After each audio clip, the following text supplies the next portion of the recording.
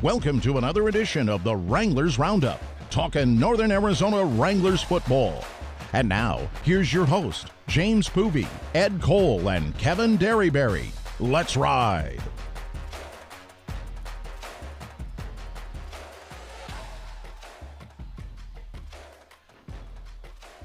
Good evening, ladies and gentlemen. Welcome to another edition of the Wranglers Roundup, live here from the Colt Grill in Prescott Valley, Arizona. My name is James Poovey, voice of the Northern Arizona Wranglers. Pleased to be joined this evening by the two other members of our broadcast crew, Mr. Ed Cole, and we also have with us the third member of our team, Mr. Kevin Derryberry. He's standing by on the sideline over there with DJ Calhoun. We'll be getting with those guys here in just a little bit. So glad you joined us here this evening for another edition of Northern Arizona Wranglers football talk. Ed, an exciting game this past Saturday night as the Northern Arizona Wranglers hosted the Duke City Gladiators. Unfortunately, they came out on the losing end of things, 34-17, but a lot of improvements shown during the ball game. Yeah, JP, these men played their guts out. The mighty men of the Northern Arizona Wranglers fought for 60 minutes of football, but Duke City just they at least that night, at least Saturday night, they were the superior team, but we'll see them again in a couple of weeks. That's just one of four matchups that the Wranglers and the Gladiators will have this season.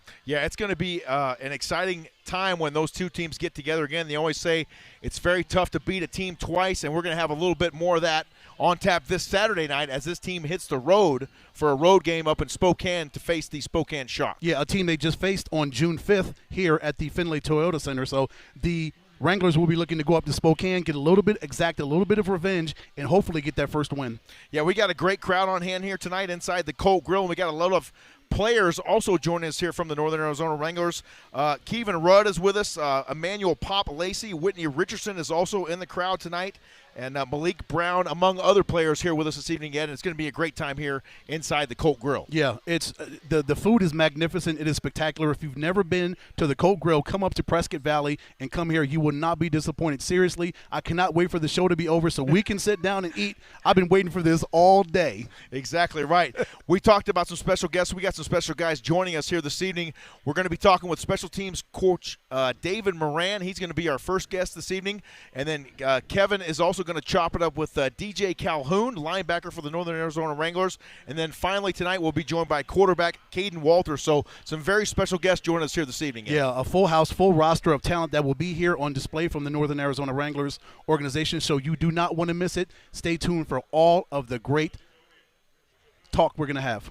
Exactly right. Let's talk about one of our show sponsors here, if we will, the Findlay Toyota in Prescott Valley. Kevin, tell us about Findlay Toyota as we bring Coach David Moran on the set here with us. Findlay Toyota. All right. Well, I just got the blurb for Colt Grill, but for Findlay Toyota Center, let's be honest. If you're looking for a car or a truck and you want to be treated right, Findlay Toyota Center and Findlay Toyota dealers here up in Prescott Valley, they will indeed treat you right. No pressure, no extra sales tactics, just the fact that they get the bottom line from you and you get the bottom line from them. Findlay Toyota Center is a proud place for the Wranglers to play their home games, and we certainly value the relationship with Findlay Toyota. And again, if you need a car at the right price and the right deal, check out all the action and the great deals with our friends at Findlay Toyota Car Dealerships. Kevin, thank you so much for that wonderful spot there regarding Findlay Toyota, the proud title sponsor of the Northern Arizona Wranglers Roundup Coaches Show. We're now pleased to be joined by special team coach David Moran. Coach, how are you doing this evening? I'm doing good. Thanks for having me. Hey, we appreciate you coming on with us. Now, we first met you back on April 17th. You came out for the tryouts, and you were a new member of the coaching staff at that point. Talk to us about that day and how you became one of the coaching members here for this Northern Arizona squad. Well, the current high school coach here in town at Bradshaw Mountain, Bob Young, had got a hold of me, and the coaching staff here, the Wranglers, looking for a new coach on staff to coach the running backs. And so Bob recommended me, and that day I showed up to the workout, met Coach Bramante, and really enjoyed what I saw. Coach, so it says you are the special teams coordinator. You wear three different hats: special teams coordinator, linebacker, and running backs coach. How do you balance all that out on a daily basis as you get this football team ready, at least in these three phases of a football team? Is that a challenge for you to go from position to position, and then you're in charge of special teams? Yeah, I got to break it down by piece and make sure the special teams is taken care of first, and then go to the individual positions. Things have changed a little bit along the way here since I started.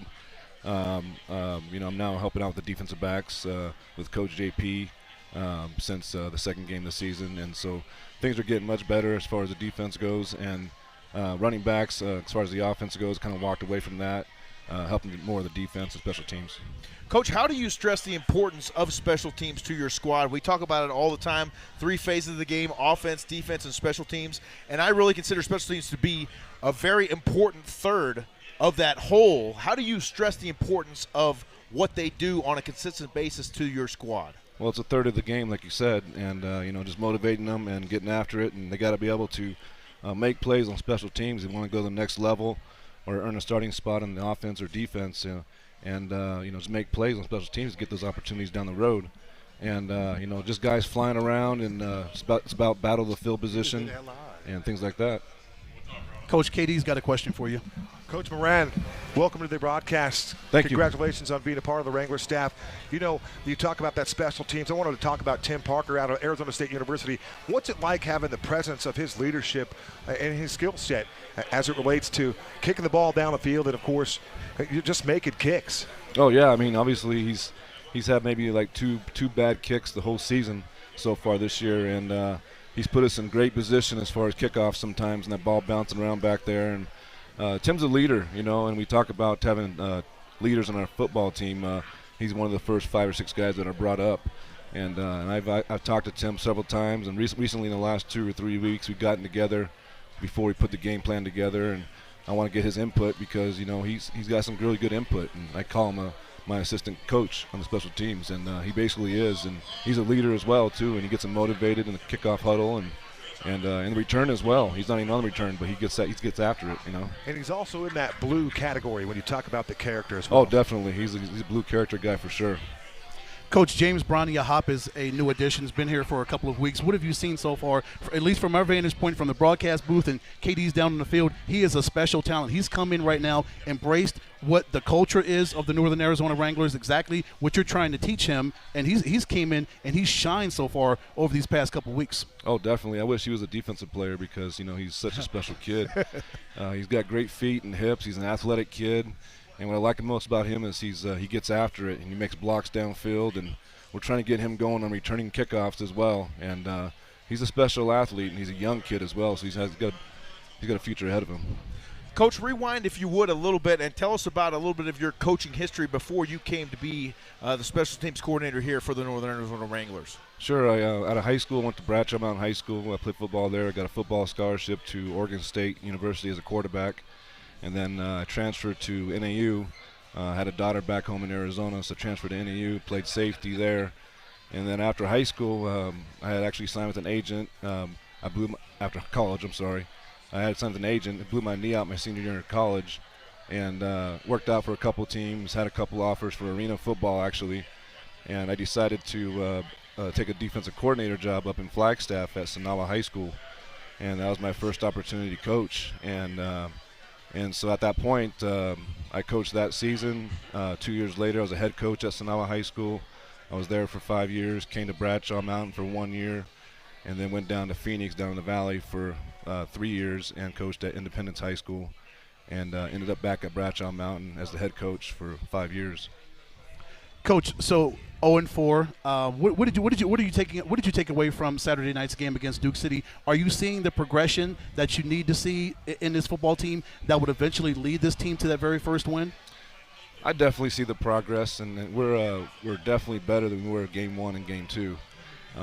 We made some changes defensively and kind of simplified some things, and just corrected our alignments and our responsibilities, and went from having 4 or 5 coverages to 2 or 3 coverages, and our guys are flying around making plays on the defensive side of the ball now, and we're going to keep it that way and just kind of game plan as we go. And offensively, we made some progress. I think once we get going here and having Verlon back is going to make a big difference. We are visiting with special teams coach and running backs coach, and the coach David Moran here joins us on the program. Coach, My question for you is about the run game. It seemed like there was more emphasis put on the run game last week. You had 19 carries for 58 yards, and seemed like there was more patience with the offense, and it seemed like it also it helped the defense as well. A little bit more ball control, and you were able to keep Nate Davis and Dello Davis off the field a little bit. But I thought the run game was a nice addition to your offense last week. That was part of Coach Bramante's game plan, was to run the football this week and kind of establish the run and also control the clock. And we did that for the most part. We just didn't put the ball in the end zone. And if you look at our defense, we held the #1 team in the league to 27 points. That's pretty impressive. And it was part of the offense controlling the ball off possession time. And it was part of our defense flying around making plays, too, and stopping them. Coach, when you look at a player like Tim Parker, our kicker, comes in at 36 years of age, which, let's face it, is quite past prime age for a professional football player. What kind of example do you think that sets for some younger kids, younger kickers, or even just younger football players in general that, don't ever give up on your dreams. You can do anything you want to do. It might take longer than normal or longer than you expect or longer than you had hoped for that dream to become a reality, but don't ever give up on that. What kind of example do you think that guy sets for younger players? Well, you set a pretty big example, a 36-year-old, and congratulations to Tim Parker as well. He just found out he's going to have a baby. Oh, wow. So that's great. Congratulations, Tim. Congrats, Tim. And Mrs. Parker. Definitely Mrs. Parker. But they're good people. And Tim's he's a hard-working guy, and he's having this opportunity because he stayed in the game for a little bit, and he works with a guy down in Phoenix, Luis Dejas, a kicking coach down there. And he's kind of a coach down there with him. So Tim takes advantage of that, working with younger kids, and he's kicking as well, and he stayed in shape, and he has this opportunity, And so a lot of these guys, stop playing at 23, 24, 25 years old. They try 1 or 2 years, and that's it. And, we try to keep their dream alive, and this is what arena football is about.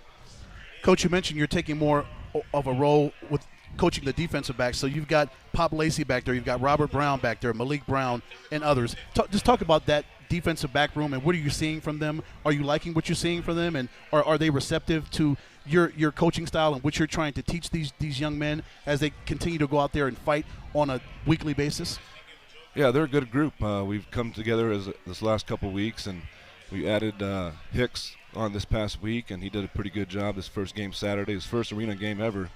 And Malik Brown's got some experience. He's got some things to learn as well. He got beat deep a couple times this past week with Dello, number 0. But he's still learning, and he started learning the defense. He's learning the techniques.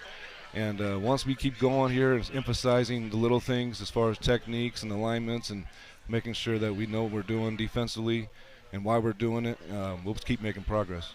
Special Teams Coordinator David Moran here for the Northern Arizona Wranglers. Thanks so much for joining us here this evening on the Wranglers Roundup. Coach, we appreciate your time, and it's great getting to know you better, and we look forward to continuing that relationship with you as we go forward here. Let's go ahead and send it over now to the third member of our broadcast team, Mr. Kevin Derryberry, as he is with Mr. DJ Calhoun, a linebacker for the Wranglers. Thanks, James. DJ visiting us here from the Colt Grill, and I got to tell you, it took a minute or so to get over here, but DJ is literally chomping at the bit right now. He has been moving his mic around. He is ready to do some damage here. And first and foremost, at one point, DJ, a member of Arizona State University, played there, had a great career playing for the Sun Devils in Tempe, and now you're here in Prescott Valley. So we certainly welcome you, DJ, to the show, and welcome you to Prescott Valley. It's great to have you here. Yes, sir. DJ was one time referred to as one of the hardest hitters in the Pac-12. And when you just, the game of tackle football and you hear that term, hardest hitter, it brings a lot. And downhill player from El Cerrito in the San Diego area. DJ is our guest. And DJ, I want to ask you this. We're going to go easy. We talk about laying licks on people and that prowess you have to lay a lick. We're going to go multiple choice for you here. Go ahead. Describe what you think best fits. And it's hard to cut you off. It's Bay Area, California. Oh, Bay. My bad. I beg your pardon. You're right. Oh, cool. Northern part. Bone jarring, bone crunching, vicious, or ferocious. Which one of those best describes you and your game on the field? Vicious. Vicious. Got to be vicious. Because every single time I get on that field, I just want to hit. Every single time I want to get on the field. Every time I want to get on the field, I just want to just hurt somebody every time. So I would say vicious like a pit bull, for sure. Vicious like a pit bull. Going back a little bit, some of your days playing some high school ball, we were an All-American. You move into the collegiate ranks, recruited by 31 schools at one point, UCLA and USC among others, but it's nice to see you become a Sun Devil, especially in the Pac-12. But what was that recruiting process like going back just a few years, and can you recall any of the players that you faced in high school that are doing things now? I mean, honestly, the recruiting process, I was one of those players that just wanted to get everything over and done with. I didn't like everybody in my face, where you're going to go, where you're going to go. So that's why when I did commit to USC, it was just more so to get people off my back. But I ended up committed to Arizona State because Arizona State ended up beating them 60-77, and Lane Kiffin got fired and all this commotion. But in high school, actually, we have a rival, which is his name is Jared Goff.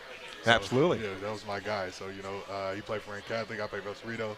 They beat us the first year in the championship, and then the second year we beat them. And that was actually our first championship ever in El Cerrito history. Wow. Now, Jared Goff, a member of the Detroit Lions. He was an LA guy for a little while, but he has moved on to the Lions. So good stuff right there. Who was the biggest influence of the game of football for you, DJ? I would say Ray Lewis. That's always been a linebacker that I always just looked up to. I would say also Sean Taylor as well. But then I have a funny one, too. Everybody's always in my head about it, but Bobby Boucher, the water boy. Bobby Boucher, of course. And because of that, because he knows how to visualize the attack. And that's something that I've learned to do. Sometimes when I'm going at running backs, receivers, or even quarterbacks, I visualize them slapping my mom or something, or they call me a name, and I can just visualize them like, all right, man, I'm going to get him. Who would think, guys, we'd be talking Waterboy or Adam Sandler on the broadcast tonight? But that's a lot of fun right there. Best player that you ever laced him up against? There's actually quite a few, but I'll say at least for the best quarterbacks, I'll say Patrick Mahomes and Kyle Murray. Boy, those are some dudes right there. Kyle Murray, you guys have never seen speed like that until you actually play against it. Like, it's crazy. Patrick Mahomes' arm is crazy, but we got the W with them, but we did lose to Kyle Murray. So, hey. DJ, what's your favorite football play? Is it a big stick on somebody? Is it forcing a fumble? Or is it maybe being on the hands team and returning one for a touchdown? That too, because it never happens. But I would say honestly, mine is just having a big hit, and the reason is for that because it gets the crowd going, myself, and just hearing that noise, having that noise, and having that just adrenaline rush is amazing. So I love it. And what does that do for your teammates as well? You lay a lick on somebody, everybody gets going, right? You're all fired up. Got to. It gets them going. It gets everybody going. The coaches, everybody. So we're all in it together. We call that leading by example.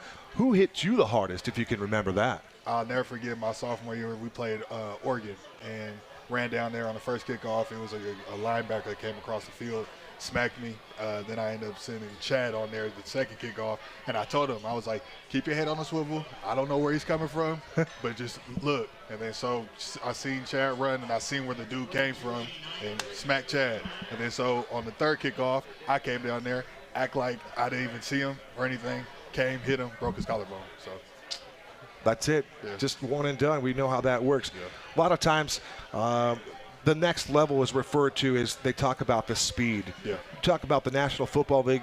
You signed with the Cleveland Browns out of college, and you didn't work out in Cleveland, an injury release for you there, and now you're healthy again, and you're working your way back. Maybe I played down in Canada too. Little CFL action as well? All right, good. Got to see that game too. So that was my first official real pro experience. I played 2 preseason games down there. Okay. Mm-hmm. When we talk about the speed of the game in the Indoor Football League, compare it or contrast it a little bit to maybe the Canadian Football League or some of the other games that you've been involved with at a high level. I would say that it's a smaller Canadian Football League in a way. But I will say that I feel like personally for me as a linebacker, this helps me with my quick twitch, knowing that I don't have any like really backside help, and it's just me in there. I look at it like a big Oklahoma drill, just with 7-on-7 as well. So, yeah. DJ, how do you translate the intensity that you play with at Arizona State and throughout the Pac-12 and then in the CFL to this Northern Arizona Wranglers football team? And maybe you see a guy that's, how do we say, loafing it in practice a little bit. We've all been there. And how do you get that guy and say, hey, guy, come on, I need you to match the intensity that I bring here every single day? I just try to lead by example. I'm one of those guys that's working on trying to be more outspoken. That's always been a thing with me that even my college and high school coaches have been trying to get me to do, and Coach Vermonte has been piggyback on it too. But I just go out there and I act like Coach Vermonte is a scout every day in practice. So, I just try to lead by example. DJ, how much pride does this defense have in making stops? Sorry. Go ahead. I'm sorry. We have a whole lot of pride. We're going to get our W, but just how we play and everything, everybody's coming together. Each week, we've had different people, but slowly and surely we're all going to come together. Everybody's buying in, and you have to realize, too, we're a lot of rookies on here. And honestly, at first coming into the Arena League, I thought this was going to be just like it is what it is. It's weak. But no, this is actually real competition. Everything's fast. And if you're not a vet in this game, you could get easily whooped in any position. So when you look at that competition and you talk about it, each guy, they suit up on those Saturday nights with the mindset that they want to get to the next level again. Exactly. And you're all doing the same thing, and you're all playing for the same reasons. Mm-hmm. So, I love it. I think anybody that's just playing this game is just they love it, because I honestly I was going to be done with football. I ended up talking to Coach Vermonte, and I was going to get my CDL and be a trucker. And he was just like, if it was a 1 in a million job, then I would say go do it. But no, I know that if you were sitting home, you would be mad sitting home and just seeing everybody play. And that's exactly what it was. So, I'm happy I'm back and just having a thrill back. Of course I got bumps and bruises that comes with it, but just being out here with the guys, the team camaraderie, seeing the fans, and just having that emotion again. Right. Honestly, what I missed most about just coming up on the field was the butterflies. I always get butterflies. I have to get butterflies, and when I make it hit, I'm on. Kind of like Caden Walters. He likes contact. Yeah. Both our guys like contact before we get this game rolling. So I tell you what, if you and Caden share a trait like that, boy, I tell you what, that says a lot about our boy CW. We're going to talk to him in a moment. My last one for you before we get to the quick draw segment, we're visiting with DJ Calhoun. Pat Tillman was quite revered at Arizona State, and we could probably talk about Pat Tillman for a couple weeks, but in short, what was it like to walk through Tillman Tunnel for 4 years, and what was the reverence like, and how do they treat him on campus? First of all, explain to him he was a passionate guy of the game, served for this country, and he was a guy that was just a hard-working guy. That's all our coaches piggyback on, just listening to him. And I would say coming through the Pac, or coming in the Pac-12 and then really getting experience the tunnel. I'll never forget my freshman year. It was my first game against Weber State. And just finally hearing a roar instead of being in a crowd, but finally hearing a roar of it and just getting that feeling. I was nervous at first, but once those gates broke open and then just all the smoke and everything, it was on. And I'll never forget my first play when we were on defense and they called I want to say a Roger, came off the edge, got a tackle for loss and was just looking. I was just like, I couldn't believe it. So no, it was cool. That's awesome. And front of a big venue like that at Sun Devil Stadium, that had to have been tremendous. Guys, time for the quick draw segment. Way back in the frontier days of the old wild, wild west, where the settlers would settle and the outlaws would roam the rugged terrain of the Southwest from town to town, saloon to saloon, one would always have to be ready for the unknown, and at any time, you had to be ready for the old quick draw.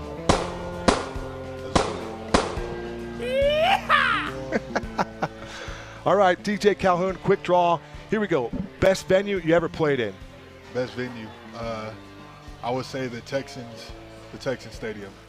Yeah, when we went down there, that's where we played Kyle Murray, down in Texas. And being in, I feel like in that environment and just in general, just in the Texas atmosphere of football. Texas A&M. Very different. A&M? No. Or UT? Texans, the Houston Texans.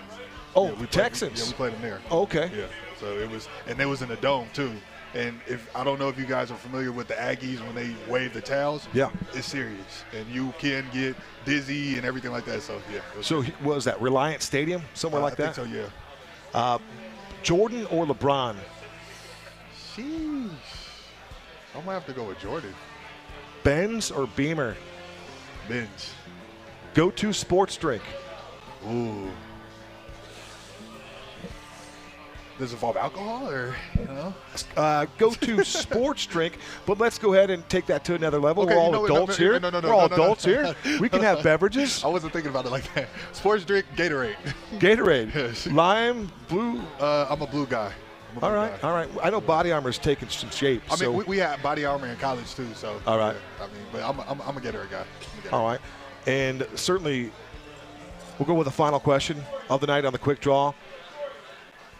Are you in on the latest movie, which is Fast and Furious 10? I can't wait to see it. There you go. DJ Calhoun. I just went to go see The Quiet Place too. Don't go see it. Don't go see it. Really? No, it was so disappointing. It was disappointing. My son didn't like it either. I was disappointed. Wow. There you go. You guys. That's DJ Calhoun, one-time Sun Devil. Yes, sir. Played a little football in the Canadian Football League, and he's now a member of our Northern Arizona Wranglers. Give it up for DJ All right. Calhoun. Appreciate How you about guys it? for having me, man. Thanks, DJ. Thank you, DJ. Go Wranglers. Thanks, buddy. Outstanding job over there at KDB with the Get to Know the Wranglers segment featuring DJ Calhoun, linebacker for our Northern Arizona Wranglers. We are indeed blessed to have him on the squad, and he is the difference maker, Ed, when he is on the football field. Oh, absolutely. Thank you, DJ. DJ, appreciate you, man. When he's Very out, much. when he's out there, he is an absolute killer. Absolutely. That was the voice of Verlon Furlong, Reed Jr. an offensive player, saying Yeah. he's schooled up DJ on the defensive side of the Moving football. around this restaurant. He's moving around very, very well. Yeah, he's moving really well. He might be ready for Spokane on Saturday.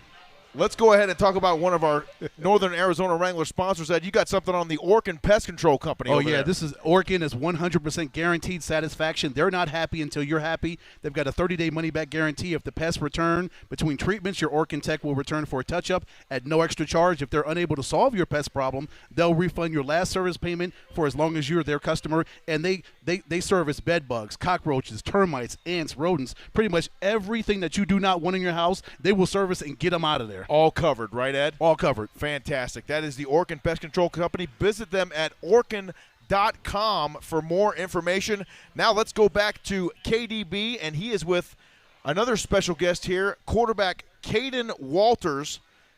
Kevin, take it away. C-Dub, our guest. Cade Walters has started the last 3 games for the Northern Arizona Wranglers. Welcome in, Caden. How are you? I'm doing good. How you doing today? We're doing great, thanks. All the way from Dodge City, Kansas at one point, huh? Yes, sir. What's happening back there in Dodge City right about now? Not a whole lot. Maybe a few tornadoes here and there, and that's about it. I tell you what, that's not a siren that you want to hear, is it? No, sir. Describe that, if you would. If you grow up in that kind of community, that type of challenge with weather, that's something I don't think I would do very well with out here in Phoenix and, of course, up here in Prescott Valley. You know, we're kind of crazy out there in the southwest Kansas out there. So Okay. a lot of guys, I know my family included, a lot of family friends, they hear that siren, everybody's going to the porch. They're not even going to shelter. They're going to the porch, and they're trying to find where that thing's at, and they want to look at it, see what's going on. They want to chase it. I want to see. We do have some storm chasers out there in Dodge City. That is a whole nother show. That is amazing stuff right there. We can get crazy with that. But Caden Walters, I want to ask you about being the guy. It's often said that when you're a backup quarterback and you come into a game or you're thrust into the game, baptismal by fire, not a lot of time for you to really think through things. That happened to you week 1 against Arizona. You've been the starter the last 3 weeks. What is the difference from being the backup to being the guy that gets all the reps and the pressure that comes with that? You know, there's really not that big of a difference. Going in as a backup, you kind of got to go in like you're the starter. You got to think you're the starter. You got to prepare like you're the starter, and that's really comes into preparation. You just got to do everything and act in character. You got to act like you're the starter, and so really there hasn't been that much of a difference for me. When you look at the wide receiver core that you have, it's changed from week 1, but we've seen some guys come in. Kevin Rudd is one of those guys. Another guy that we want to talk about here is Terrence Bynum. You got some real big-time athletes to throw the football to. What's that like, and how's that work with your chemistry? You know, it's great. It's great being able to throw that ball up and trusting those guys are going to come down with it almost every time. You know, we work hard at practice, after practice. Days that we have off, if our bodies are feeling good enough, we go out there. We just work on that chemistry. So I know where they're going to be, and they know where to expect the football. And me and Verlon both are out there at all times, and we just trust those guys to come down and make a play every time we throw them the ball. You mentioned the starting quarterback, Verlon Reed Jr. What's it like working with Verlon as he's kind of mentored you a little bit as you've been the guy the last 3 weeks? You know, it's great. Really, I look at him as a personal coach. He's my roommate, so I'm You guys are roommates, huh? Yes, sir. Oh, right on. So I'm in his ear after every play, in between plays, especially at practice when coaches somebody else up. I'm asking Verlon, okay, so what do you see here? What should I have done better here? And he's just doing a really good job, just trying to take me under his wing and coaching me up as I go, just trying to learn this indoor football game. Fantastic. That is what a true teammate would do. You and I spoke after the game, and we were talking about Landrick Brody scripting the first 10 plays of the game. And that first play against our opponent, Duke City, this past weekend was maybe to get you out in a zone read and see if we can't find that run game early on, or maybe for you to get loose out there. And then you like to take that hit. We often think about a safety wanting to get involved early, or a guy like DJ Calhoun, a middle linebacker type, want to get involved early with a hit. But you're a quarterback, and it's not likely that we want to seek contact, but CW, Caden Walters, seeks contact right away. Tell me about that a little bit. You know, it's natural to have a few butterflies going into a game. You know, it's good to be a little nervous. But once I get that first hit, then all those nerves, those butterflies are gone. I feel good. I feel comfortable. You know, coming in and taking that hit, everything is established. I feel established in the game, and I just feel real comfortable, relaxed, and like, all right, let's get this thing going. You can tell that Caden's got quarterback in him.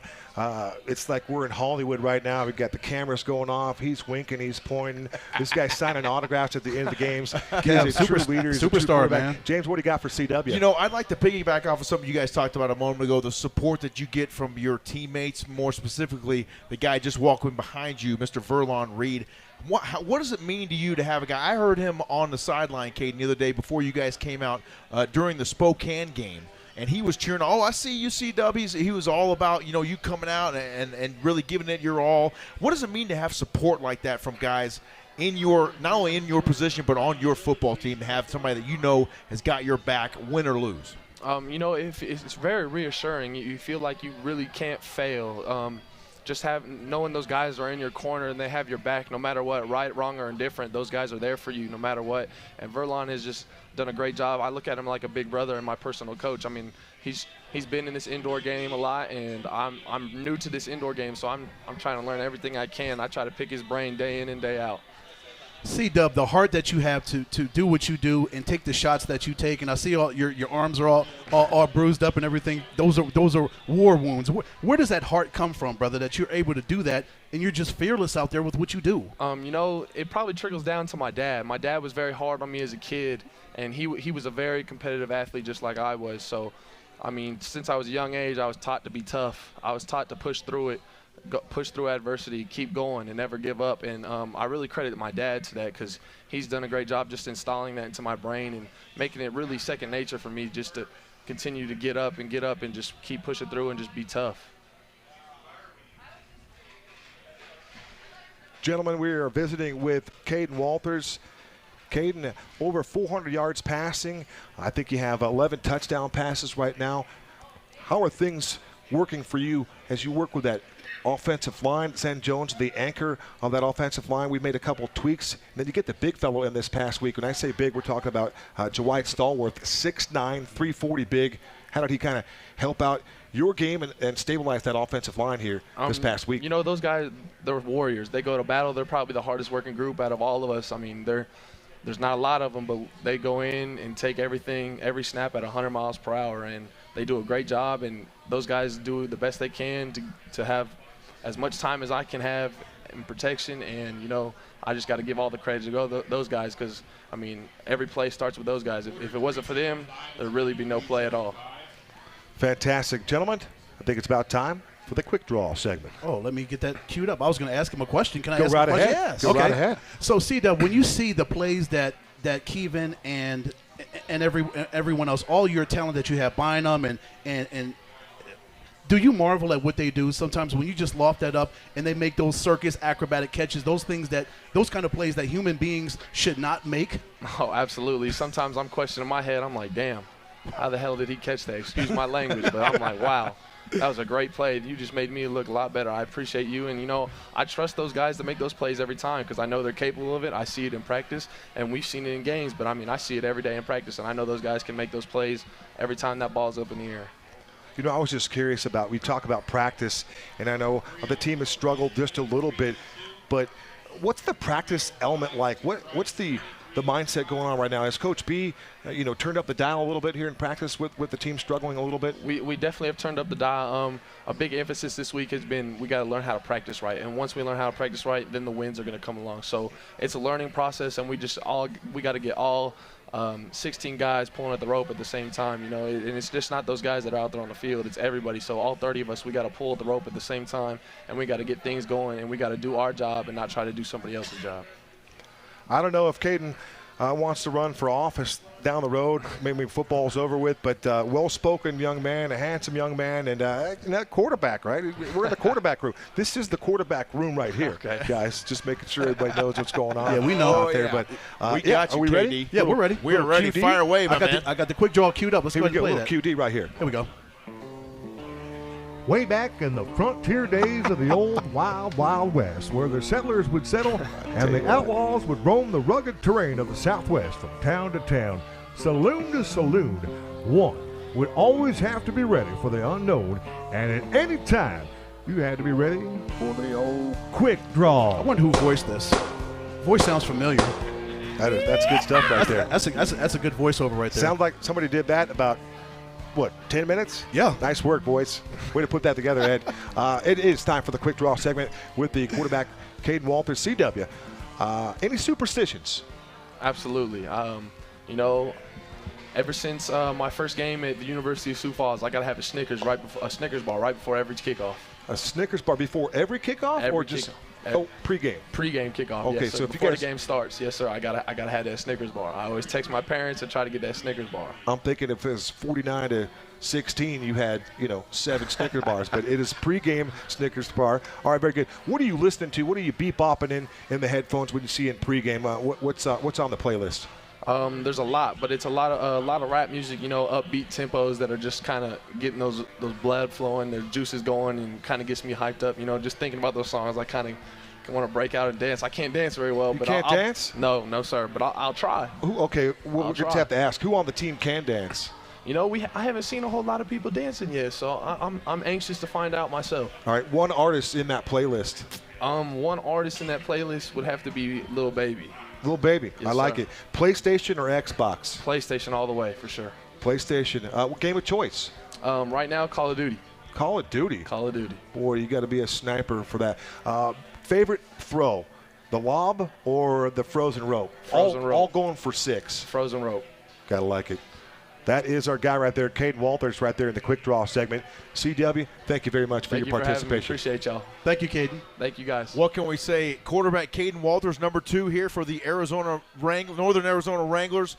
Outstanding job over there, guys. What a fantastic show again, Ed, here this evening. We got a little bit more football coming your way this week. The Wranglers are going to hit the road, and they're going to be battling the Spokane Shock this Saturday night. That is an 8:05 kickoff local time here in Arizona. But before that, we're going to have a road game preview show coming up for you. That's going to be either Thursday or Friday night. That'll be released. We're going to be pleased to be joined by the voice of the Spokane Shock, play-by-play broadcaster, Mr. Larry Weir. So that's going to be a great one. That'll be great to talk to Mr. Weir. It'll be an absolute honor, as Mr. Weir is one of the best in the business. It's going to be fantastic. Thanks so much for joining us here for another edition of the Wranglers Roundup here on the Northern Arizona Wranglers YouTube channel. Special thanks to our friends here at the Colt Grill in Prescott Valley. I am ready to eat. Ed, how about you? Absolutely. The food has smelled delicious. We haven't smelled that for the entire time here during the show. Kevin, you ready? What do you got, KD? One quick note. If you're looking for mouth-watering, succulent barbecue, it's Colt Catering. Hearty portions of smoked meats and sides. We cater weddings, corporate events, full service or delivery, all right here through the Colt Grill. Absolutely. Special thanks once again to the Colt Grill and everybody involved in bringing you tonight's program. My broadcast partners, Mr. Ed Cole and Mr. Kevin Derryberry.